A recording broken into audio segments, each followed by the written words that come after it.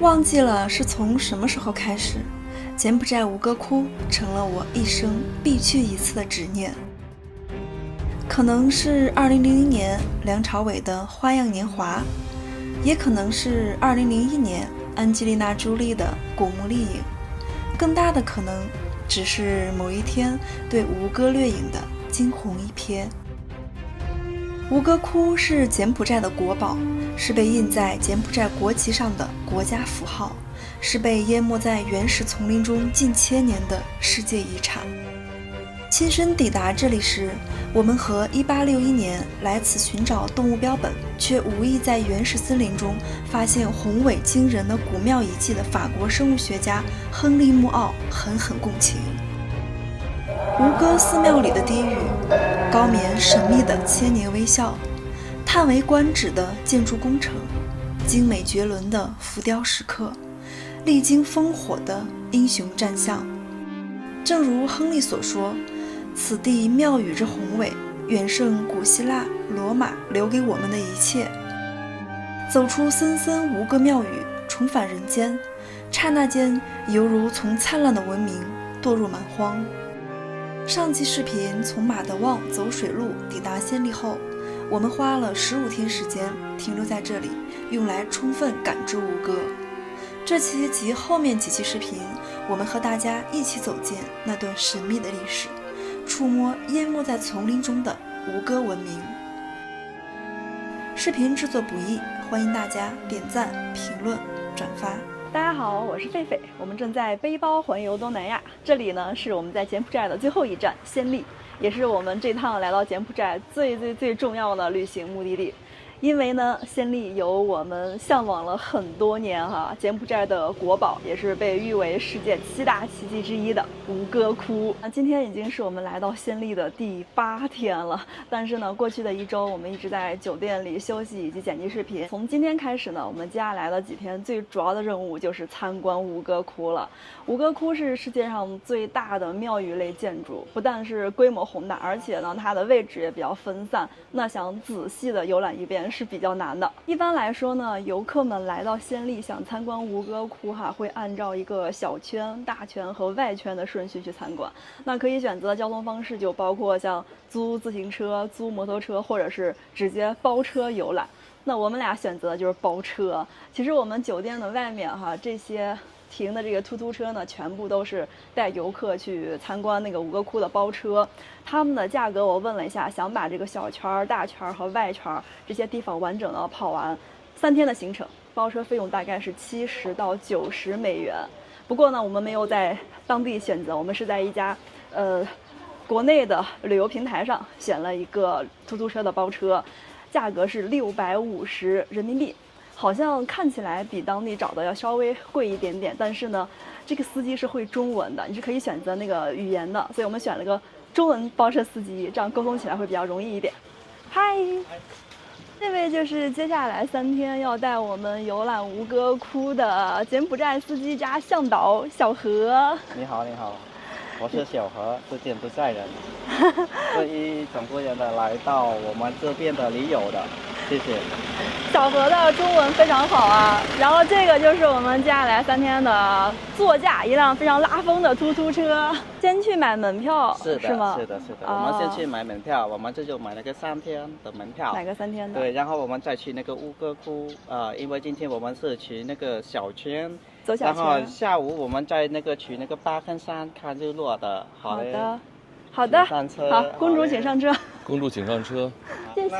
今天我也准备那个冰水给大家，有那个就在那个哇，小冰箱，冰水，有冰水啊！哇，太棒了，太热，从早上有一点凉快，但是中午有点热，所以我准备那个冰水给大家。哇，小何的英语好好，你的汉语好好啊！中文真好，谢谢。我们现在出发去买门票。卖门票的地方就在吴哥窟景区的外面，距离暹粒市区大概有个5公里。我们突突车得开10几分钟。刚出来那阵还挺热闹的，这会儿越往吴哥窟走，就越来有那种原始的感觉了。那边森林密度开始上来了。摩托车没有系安全帽，他就会罚款了。开汽车没有系安全带就会罚款。这样子啊。先去买那个吴哥的门票。我们现在已经买到门票了。吴哥窟的门票呢是分为3种的，有1日票、3日票和7日票，价格分别是37美元、62美元和72美元。那1日票呢就只能玩1天，我们买的是3日票哈。3日票呢是可以在10天之内任选3天的，1到31。代表就是每一天不同的日期。如果我们今天去的话，它可能就往26这个地方打一个眼儿，啊，明天去的话往27打个眼儿。所以我们这张票呢，会打完3个洞之后就留着今年带回家了，就没有用了。然后那个7日票呢，一样的哈，他们是30天之内，就1个月之内任选7天，打完7个眼儿也就没有用了。那在窗口买票的时候啊，发现这边支付方式还是挺多的，可以付这个美元现金，可以付瑞尔。也可以刷这个银联卡，还可以云闪付，还可以 Visa， 还可以微信和支付宝，这个是我们没有想到的。我们是用的微信付的，因为算下来呢，微信算下来这个汇率是最划算的。吴哥这边非常多查票点，这就是其中一个。要查票了，要查票了。谢谢。那打孔了吗？有大公之前就是打1个，哦，打3个，阿公。我们这打过孔了。好了，那个左边是有打孔了。出租的义父，这个是我们柬埔寨的文化。哇，旁边有出租那个柬埔寨民族服装的，对，很漂亮。哇，又要查票了，第2次。这边查票点非常的多，因为吴哥那边很大嘛，很容易逃票。对。狒狒说好像是查到没票要罚钱哈，罚100美刀。就比你买那个最贵的7日票72美刀还要多。对，因为这个地方特别的大，而且它是一片怎么说呢，建筑群、古迹群，所以有很多种方法可以逃票。对，之前估计有人这么干过，所以景区现在就是它设了很多种不定时的查票点儿。对，如果被查到呢，就要罚100刀。吴哥古迹群的规模非常宏大，分布在暹粒周边约400平方公里的丛林中。游客一般按照小圈、大圈和外圈的顺序游览。这是狒狒制作的吴哥古迹示意图，红色线条和文字是小圈，蓝色是大圈，黑色是外圈。第1天，我们先参观小圈的景点，包括最著名的小吴哥和高棉的微笑，而通往吴哥文明的大门从通王城南门开始。哇，我们终于来到了吴哥窟。刚刚下车看到高棉微笑的一瞬间，我都快哭出来了。这个地方真的是我们心心念念了多少年的地方啊，世界7大奇迹之一啊。那在我们正式的参观吴哥窟之前呢，我觉得我们有必要先简单的聊一下柬埔寨的历史哈。其实我们现在说的这个吴哥窟呢，是分狭义和广义的。那狭义的吴哥窟就指的是在公元12世纪建起来的吴哥寺，就是小吴哥。那广义的吴哥窟呢，其实是指在整个的吴哥王朝时期，在暹粒这片土地上建起来的大大小小的各类庙宇几千座，就包括我们现在站的这个吴哥王城的南门这个位置。然后走进去呢，里面就是著名的巴戎寺，它更为世人知道的名字就是高棉的微笑了。那我们整个吴哥建筑群的参观就从巴戎寺开始。其实在金边的那期视频里面，我们也简单的介绍过柬埔寨的历史。那今天呢，我们就再回顾一下哈。接下来呢，又到了历史老师的上课时间了。从公元1世纪建国到公元19世纪被法国入侵这段时间呢，柬埔寨历史可以大致分为以下3个阶段。首先呢，第一个阶段就是从公元1世纪到公元6世纪的扶南王国。那根据史书记载呢，扶南王国最早是由印度移民和柬埔寨本地土著联合建立的。请大家注意，这里的史书指的是中国的史书南齐书。其实我们周边很多国家，像越南、缅甸啊、尼泊尔，包括老挝，还有这个柬埔寨，他们国家的这个历史最早的鉴于史书记载，都是要从中国史书上去找的。那也是正是因为这个原因呢，在扶南王国的时候，就柬埔寨最早的时候，他们是信奉这个印度教的。第二个阶段就是真腊王国，大概是从公元7世纪到公元16世纪。真腊最早是扶南的一个属国，后来呢，真腊发展强大之后呢，就取而代之了。那如果要再细分的话呢，真腊又可以分成早期真腊、吴哥王朝和晚期真腊时期。其中呢，存续于公元8世纪到15世纪的吴哥王朝，可以说是真腊乃至整个柬埔寨历史上最辉煌的时期了。鼎盛时期的吴哥王朝疆域是非常大的，包括现在的整个的柬埔寨、整个的泰国和老挝，以及现在越南的南部。还有缅甸的一部分。那当时呢，这个吴哥王朝的国土面积是今天的柬埔寨面积的5倍。那吴哥的建筑群就是在那一时期建立的。那在吴哥王朝时期呢，当地人的信仰也是经历了由印度教到大乘佛教再到小乘佛教的转变。所以说，整个的吴哥建筑群它的建筑风格并不完全一样，因为它是建立于不同时期的。等一下呢，我们去里面参观的时候就可以看到了。那第3个阶段就是从公元17世纪开始的柬埔寨王国了。那到了这一阶段呢，柬埔寨的国力已经大大的衰弱了，跟以前根本是比不了的。它是受到了这个北边的泰国和南边的越南双重夹击，丧失了大片的国土，而且慢慢的沦为了这2个国家的附属国。再后来就是大家知道的法国殖民时期，然后柬埔寨独立战争，然后一直就发展到现在这个君主立宪制的柬埔寨王国了。那后面的历史跟我们今天要参观的这个关系不大，我们今天主要还是了解一下吴哥王朝的历史吧。吴哥王朝呢是在公元802年由什叶拔摩2世创建的，一直到公元1431年迁都金边为止，总共是经历了628年，34代国王。他们当时的主要的都城就是在这个位置，这里是南门。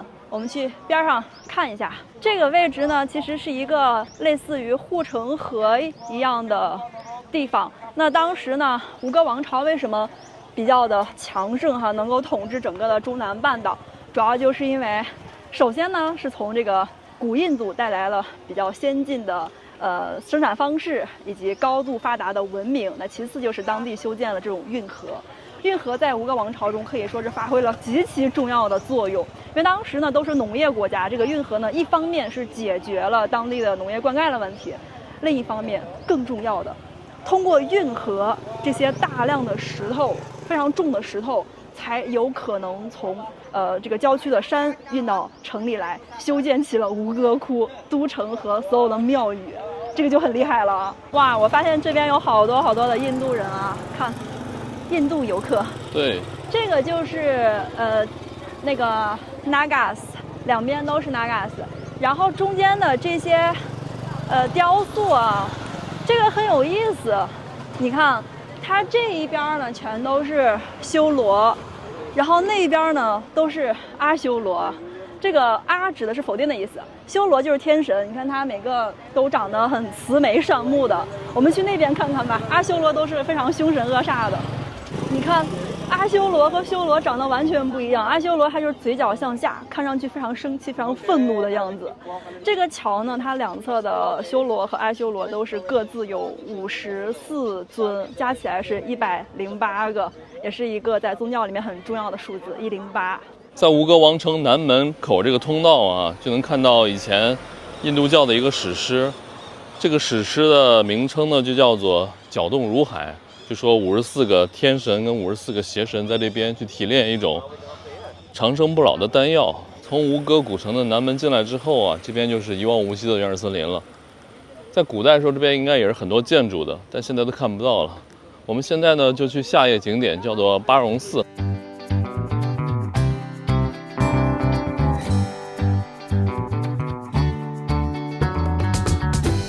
那我们现在呢就来到了王城的最中心的位置，就是巴戎寺大家都叫它高棉的微笑。这个位置其实是巴戎寺的北门。巴戎寺是四面八方，它一共是有4个门的。东门是正门的，那边游客比较多，所以我们俩来到了北门这个位置。这边明显没有人了，感觉好爽。巴戎寺呢是吴哥王朝的苏耶拔摩1世时期始建的，不过呢，它最开始它是准备供奉这个湿婆神的，因为在苏耶拔摩1世的时候呢，整个国家是信仰印度教的。但是呢，它后来的这个重建呢，是到了什叶拔摩7世时期。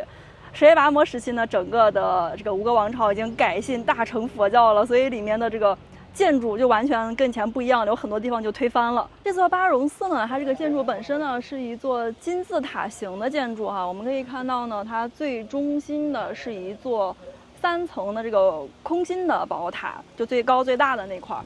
那里其实它1、2层是一个空心的基底座，然后最主要的建筑是在3层那个位置的。在这个大的宝塔的四周呢，还分布着49座稍微小一些的宝塔。那再加上周围这一圈呢，还有5座既是城门也是小一点的宝塔这种建筑，总共是1加48再加5，一共是54座宝塔，也是象征着当时在十月拔摩七世时期他统治下的吴哥王朝54个省份。那我们为什么把巴戎寺又叫做高棉的微笑呢？可以看到呢，在这54座宝塔的4面都是佛像，就是4面佛。所以它总共是有54乘以4，一共是216面这个佛像的。然后这些佛像呢，它都是以当时的国王十月拔摩七世为原型去建的。然后有一些佛像，它的嘴角明显就是上扬的一个姿态，所以叫高棉的微笑。当时呢，这个巴戎寺是吴哥王朝的国庙，当地很多百姓都来这里朝拜的时候，就发现，哇，这个佛像这个菩萨长得跟我们的国王一模一样的。所以对国王心中的这个敬意又更多了一分，因为它就是以十月拔摩七世为原型去修建的嘛。位置呢就是巴戎寺外围的一圈了，现在看上去它非常的斑驳，目前只剩下了这种比较粗一点的柱子了。其实在最早的时候，这些柱子上面是有那个木质的屋顶的，但是随着岁月的流逝呢，都坍塌，现在都找不见了，就只留下石柱了。对，所以就是说这个世界上现在留下来的这些所有的7大奇迹8大奇迹这主要还是石质建筑。对，这种木质建筑就很难去找，这也是我们中国现在留下来这种木质结构或者古建筑少的原因，因为我们古代主要是木质结构的。我跟狒狒现在进入巴戎寺的正殿了。巴戎寺这个殿，就刚才狒狒介绍的，它是分为3层，它3层以前是不对外开放的，不知道现在有没有对外开放。哇塞，看看这里边，天哪！历史的痕迹，岁月的痕迹，好高啊！对，当年是怎么修起来的？是。我看到就有一些学者的说法说是吴哥的时候呢，建筑艺术还不算特别发达，因为他们当时还没有掌握怎么去做这个拱顶，所以它的上面没有形成那种比较巨大的那种顶，只是穹顶对，它只是越来越尖，越来越尖，因为石头就是这样子去垒的嘛。对。不过我觉得这个在800年前、1000年前已经相当震撼了。其实呢，巴戎寺里面的这些过道呢，都是比较狭窄又阴暗的。即使现在是正中午的时间，但是呢，随便找一处可以把头探出去的地方，都可以看到高棉的微笑。因为这些面带微笑的佛像呢，一共有216个，就是你在任何的地方再狭小闭塞的地方都能看到它。来到巴戎寺除了去看那些4面佛高棉的微笑，那还有一处非常精华的部分，就是围绕着巴戎寺基底座这一圈的这个壁画了。那我们现在就来到了其中的一处壁画的前面这些壁画的内容是非常丰富的，它是记录了当时的吴哥王朝当地百姓的这些市井生活，有的是描绘洞里萨拉湖的美丽风光，还有一些记录的是当时吴哥王朝跟占婆国的这个战争的画面，也是记录在上面了，可以说是当时吴哥王朝的史诗了。那比如我们现在站的这个位置，像这幅画，它就描绘的是当时这个当地的百姓拜佛的这样一个场景。这幅壁画记录的是当时吴哥王朝的高棉军和占婆军他们一起祭拜毗湿奴神的一个场景。其实在历史上呢，吴哥王朝跟这个占婆国是爆发过多次战争的。那最后这个占婆国灭亡也跟吴哥王朝是有关系的。虽然说占婆王国不是直接被高棉给灭掉的，它是被北边的越南吞并的，但是也正是因为高棉跟占婆之间历次战争削弱了占婆的国力，所以最终呢，越南北边的这个封建王朝就南下灭掉了占婆。现在我们的位置是巴戎寺的2层平台，大家可以看到呢，墙上有很多已经被抠掉的佛像，可以看到呢，它的形状呢是个佛像，但是已经抠墙3尺，从里面完全的消失了，抠不见了。这是因为之前呢，我们说过哈，吴哥王朝它早期是信仰印度教的，但是到了什叶拔摩七世的时候呢，是改信了大乘佛教，所以建这个巴戎寺的时候，里面是有很多很多佛像的。但是呢，吴哥王朝的信仰它是一直在变的。到了什叶拔摩八世的时候，印度教又复兴了，所以又掀起了一场灭佛运动。当时呢，这个巴戎寺里面很多很多的佛像啊，都被就毁掉了。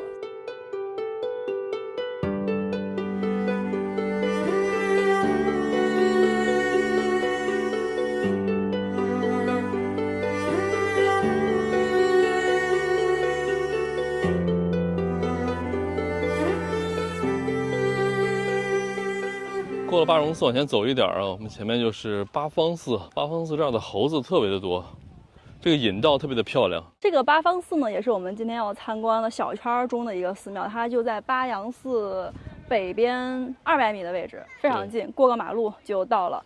这个八方寺呢，是当时在11世纪中叶的时候，一位吴哥王朝的国王，他为了敬奉这个湿婆神而修建了当时的国寺。其实大家可以看出来，吴哥这些建筑群呢，基本都是每一任的国王他们修建的。这个有的是国寺，有的是稍微这个级别低一点的寺庙，对，都是不同时期修建的。因为它是供奉湿婆神的，所以它是一座非常典型的印度教的寺庙。这个呢，也是那种金字塔形哈，对，好多猴子啊，对，猴子在我们旁边打架，吓我一跳。八方寺呢，跟巴戎寺还不太一样。因为它是这种金字塔形，它是分5层的，对，所以看上去是比较的立体的哈。是。然后有一种说法呢，就是八方寺是现存世界上最大，然后最复杂的立体建筑。我们从八方寺出来呀，八方寺出口就在这儿。出来之后呢，往前面一点点，这个平台很大的平台啊，大家能看到上面有很多像的雕塑，还有像的一些壁画。这个平台叫什么呢？叫战象平台，就在这儿进行阅兵、进行典礼。下一个景点呢，就是12塔庙。12塔庙就在战象平台的对面。对，这个建筑群就叫做12塔庙，它是12座这种红土做的宝塔。那根据专家的考证呢，这些应该都是什叶拔摩七世的时候建的。这些塔里面哈，每一个都供奉着一尊佛像的。那在元朝的时候，我们中国是有一个使者叫周达观的，元朝使者，他是随着元朝的使团一起来到了吴哥王朝。他回国之后写了一本书叫《真腊风土记》。那在那本书中呢，是有记录过这个12塔庙的。在周达观的描述中呢，这些塔庙呢，可能是当时用来辩论的一些场所。大家看这些塔庙呢，就有两是离得比较近的。然后他就认为呢，会有2个辩论者，比如说僧人之类的，各自坐在一座宝塔中。那如果谁先得病或者谁先病死，就说明他是理亏的。对，最后再推论他其实是有罪的。是，就是在我们这个中国的史书里面是有这样的记载的。对，12塔庙。那现在我看有一些游客呢，也把这儿叫什么12生肖庙。因为这边呢，每一座宝塔它是对应着一个动物的，是，但跟我们中国12生肖动物是不一样的啊。对，虽然大家听起来啊，这个典故挺离奇的哈，就当时以前史书的记载挺离奇的，但是这也是当时的一种文化风俗吧。对，有点像我们当时在西藏去看那边的汴京哈。是的。第一天小圈的行程，最值得期待的就是小吴哥。12世纪时，吴哥王朝国王苏耶拔摩二世举全国之力，花费37年时间，建起这座规模宏伟的石窟寺庙。800多年后，它成为柬埔寨国家的标志。通往吴哥窟的这条路是用天然的巨石块修成的，大家可以看一下呢，这些巨石块表面上啊都是布满着这种孔洞的，每一块都有，有的是2个，有的是4个，有的6个。那这些孔是做什么用的呢？因为我们之前介绍过哈，这些石头呢，在当时那个条件下是没有办法纯的靠人力给运进来的。所以呢，当时吴哥王朝就修了很多的运河，通过这些运河把石头从山里面拉到宫殿这里来做建筑材料。那这个石头往过运的时候呢，它就会在表面上去凿这种大概有个4-5公分深的这种孔洞，两面都有啊，这面，然后它的对应那面也是有的。完了之后呢，在这个孔洞里面插上杠子，然后再用人或者是大象这样拉起来就方便一点了。等到这个巨石呢来到了这个宫殿的附近的时候，他会再往这个石头下面垫上那种圆柱，然后一点点滚过来，就这样子才修成了我们今天看到的吴哥窟。由此也可以看出来，运河或者说是水对整个吴哥王朝的重要性。它不仅仅是可以运来当时靠人力很难去承担的这种巨型石块作为建筑材料，那另一方面呢，也是为整个的吴哥都城这里提供了灌溉水源。还有一点也是非常重要的，那就是现在我们脚下踩的这片土地其实是沙土地。沙土地它的地基就比较柔软，它是很难去承担这么大型的建筑的。那当时的吴哥是怎么做的呢？就是我们进来的时候看到了，在围绕着整个小吴哥都城一圈是修了长度5.5公里、宽度200米的这个护城河。那护城河一方面是带来了水源，另一方面就是这个水和沙子混合之后，沙就会变得非常坚硬，就是地基就比较扎实了，所以才可以承担起我们现在看到的这么多巨型的建筑。我们现在已经走到了吴哥窟的前面了，越靠近吴哥窟，你会感觉到这种气势越震撼。那在这么多的这个吴哥建筑群里面哈，吴哥窟呢，或者叫小吴哥，它是其中最宏伟最大的一座，也是呢这个建筑技术最高超的一座，它是被印在了柬埔寨的国旗上。其实我们之前去的这个巴戎寺、八方寺，他们跟小吴哥一样，都属于国寺。那为什么小吴哥修的这么气势磅礴呢？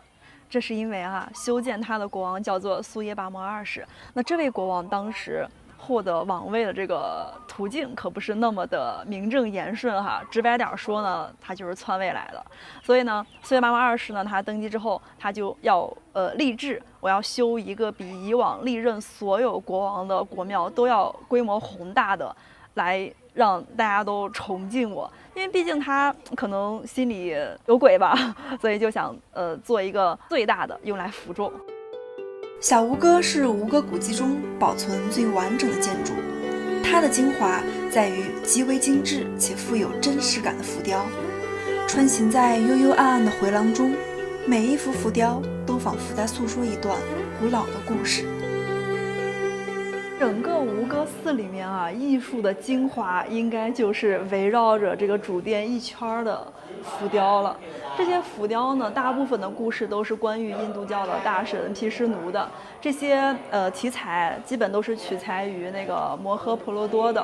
那除了宗教题材之外呢，里面还有一些反映当时吴哥王朝的皇室的活动，还有战争，以及当时的农业活动、百姓生活等等世俗场景。可以说它的艺术造诣是非常高的。我在这儿看到了一幅壁画这个壁画上的人物，大家有没有觉得特别的眼熟？看他们这个发型都是上面扎着一个高高的发髻。没错，这些都是我们中国人。这幅图呢，就是当时在12世纪的时候呢，当时中国的古代王朝有这个使者，他们来到了这个吴哥王朝这个地方。然后这个画面呢，就是这些中国人他们在划龙舟的场景。看，因为这个龙舟呢，在当时的吴哥王朝是没有的是我们中国特有的。还有那边是在斗鸡，一群人，这是两只鸡，一群人在围着一块斗鸡。所以这个也可以反映出呢，当时这个中原王朝和吴哥王朝的交往是非常早的，而且把很多我们的一些民俗都带了过来。其实早在公元60纪的时候，那个南齐书里面就有这个地方的记载。然后到了元朝的这个使者周达观，他写的这个《真腊风土记》里面是非常详细的记录了吴哥王朝的一些生活场景。这里的浮雕呢，讲的就是当时的国王苏耶巴摩二世他出行的场景。你看当时的这个国王地位是非常崇高的，看他上面的华盖有10几个之多，然后出行的队伍也是非常壮大的，皇家威仪啊。这里的浮雕画的就是阎罗王了，他的座驾是一头水牛。然后呢，再往前面这儿有一个判官，这个判官呢就会根据这些人生前的所作所为决定他们后面的去向。再往前面看，你看这些人就被这些判官给投到了地狱，这一层是地狱层地狱、人间，然后天堂。投入地狱这些人呢，你看就比较惨了，有一些呢就被腰斩，然后有一些是看这个是那种钉子板，他们被迫跪在这个钉子板上，就受尽了各种酷刑，因为他们生前作恶了。还有的人呢，像上刀山啊、下油锅呀，这都是在地狱层发生的事情，非常形象啊。这么多年了，这壁画还是每个人物的表情都很清晰。那这幅壁画呢，讲的就是印度教中非常著名的神话哈，叫搅动如海。左侧的这些都是阿修罗，然后右边的都是修罗，天空上飞的都是仙女了。大家可以看到我们现在所站的这一块地板啊，是非常的凹凸不平的，但是它以前不是这个样子的。大家知道吴哥王朝之前非常的辉煌，但是呢后来因为战争啊，到了1431年的时候，吴哥王朝被迫把都城从暹粒迁到了金边。那在之后的500年哈，一直到19世纪的中叶，法国探险家发现这里之前，这块完全是属于一种荒芜的状态。那在这500年间呢，就有大量的蝙蝠侵占了整个的庙宇。那蝙蝠在这个上面栖息的时候呢，它们就会有大量的粪便排出。那粪便排到地上之后呢，就把地板腐蚀成这个样子了。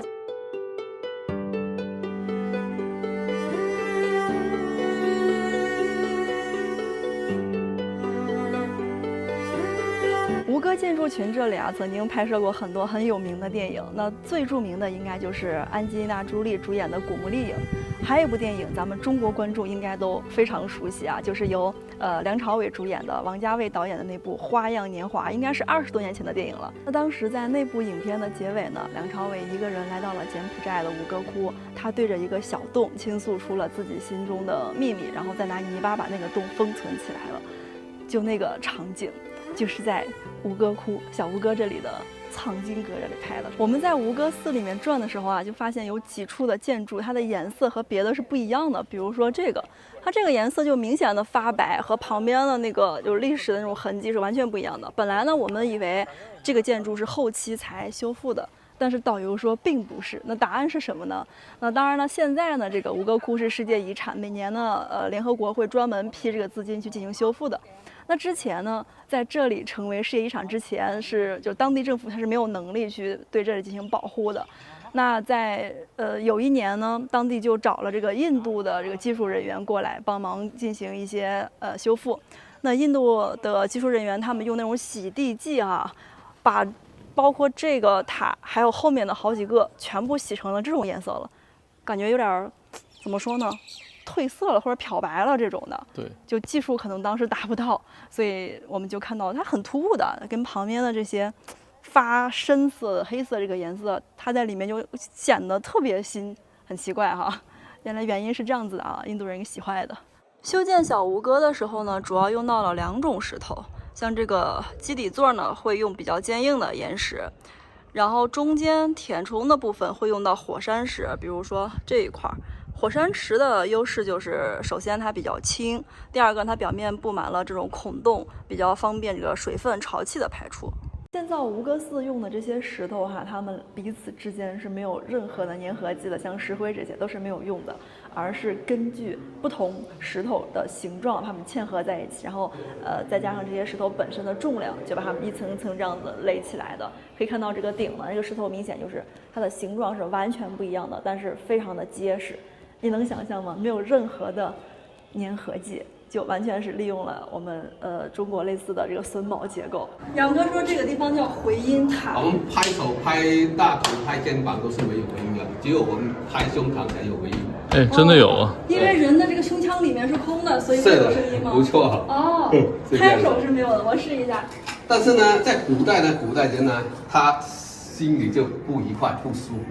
他可以来到这里敲了3下，把所有的烦恼、所有的不好可以统统敲去。这么神奇吗？对，在古代。我敲一下，你听听。哦，这个声音有点大呀。对。再来一下。那我听一下，出来这个塔外面有没有？没有。嗯。果然是没有了。小了很多。有的寺庙它的塔有些是有，有些没有，也有啊，也就很神奇啊。但同样的塔，有些是敲得响，有的敲不响。那这里有声音的原理是什么？没有就知道啊。未解之谜了。对，没有就知道。我们现在在吴哥寺的第2层，从第2层通往第3层的这个楼梯是非常陡的，应该已经接近有70度了吧，甚至超过70度了，快要垂直了。是的。所以景区呢，为了游客的安全，它把这些楼梯下面都封起来了，不让上啊。但是呢，前面留了一个口，是可以供游客去3层参观的。我们去前面找找吧。这个真的太陡了，这里就是唯一的一座楼梯哈，可以从2层通到3层的。这个楼梯也被叫做爱情梯，是因为在1970年的时候，当时有一对法国夫妻来这里旅行，然后他的这个妻子在爬这个楼梯的时候，当时没有旁边的栏杆啊，她就不幸摔下去，然后摔死了。所以她的丈夫呢，后来就出资修建了这样的一个有铁栅栏的这样的扶梯，让后面的游客能够安全一点。那大家就把它叫做爱情梯。那按照吴哥这里的说法呢，1层是地狱，2层是人间，3层是天堂。那我们现在呢就要从人间去天堂了。但是呢，从人间去天堂的路并不好走啊，它修得非常非常陡。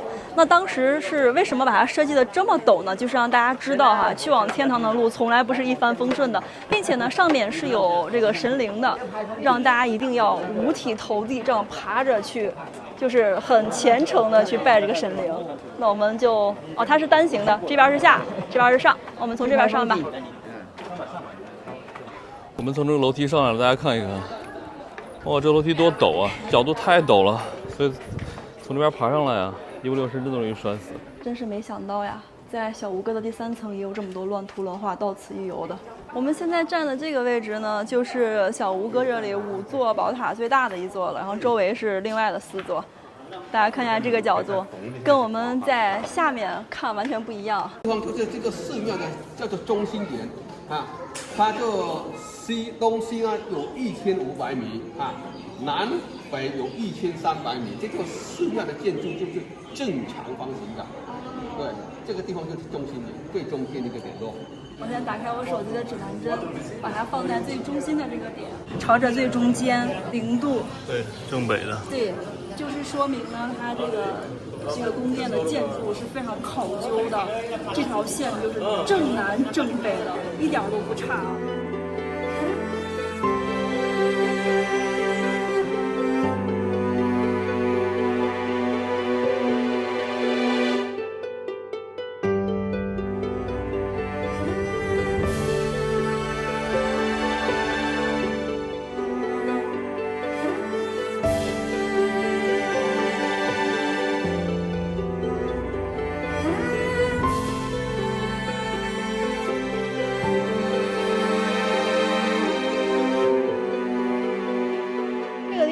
虽然是叫做巴肯山啊，很多人觉得它就是一个很自然的小景点来看日落的。实际上呢，这里也是我们这个第1天小圈游的一站，叫巴肯寺。对，大家可以看到，这些都是遗迹。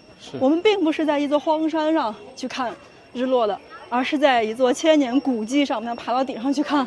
今天活动量有点大呀。我们现在要去抢地方了。不用抢了，没有了。看那边已经里3层外3层了。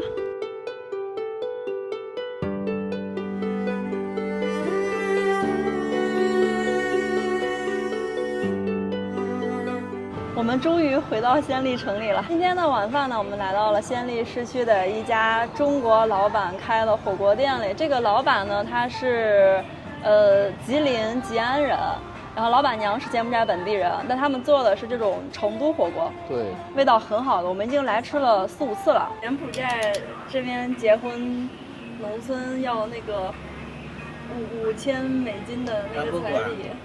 看那个他们的女人的人家，他就有没有钱。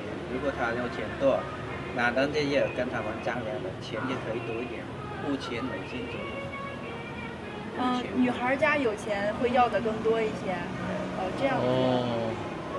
跟我们不一样。中国是女孩家里越穷，她要的越多。但是现在不管他们的价高一点、好一点，不管，但是一定是4000美金到那个5000美金。4000到5000美金。但是我们做这里的，不管他男人有没有汽车，有没有房子，也可以结婚。跟那个中国不一样。